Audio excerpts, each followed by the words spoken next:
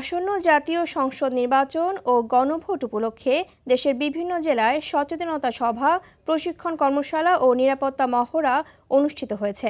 সকালে চাঁপাইনবাবগঞ্জে সুষ্ঠুভাবে নির্বাচন অনুষ্ঠানের লক্ষ্যে সংশ্লিষ্ট কর্মকর্তাদের নিয়ে মতবিনিময় সভা করেছে জেলা প্রশাসন।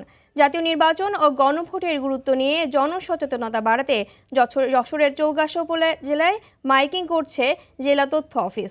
এছাড়াও জেলার চৌগাছা ও ঝিকরগাছা উপজেলার বিভিন্ন ভোট কেন্দ্র পরিদর্শন করেছেন পুলিশ সুপার সৈয়দ রফিকুল ইসলাম। এদিকে প্রেস ইনস্টিটিউট বাংলাদেশের উদ্যোগে মাগুরা ও জাহাঙ্গীরনগর বিশ্ববিদ্যালয়ে নির্বাচনকালীন সাংবাদিকতা বিষয়ক প্রশিক্ষণ কর্মশালা অনুষ্ঠিত হয়েছে। এছাড়াও ময়মনসিংহ সেক্টর ও অধীনস্থ ব্যাটালিয়নদের 2520 জন বিজিবি সদস্যকে নির্বাচন পূর্ব বিশেষ প্রশিক্ষণ দেওয়া হয়েছে।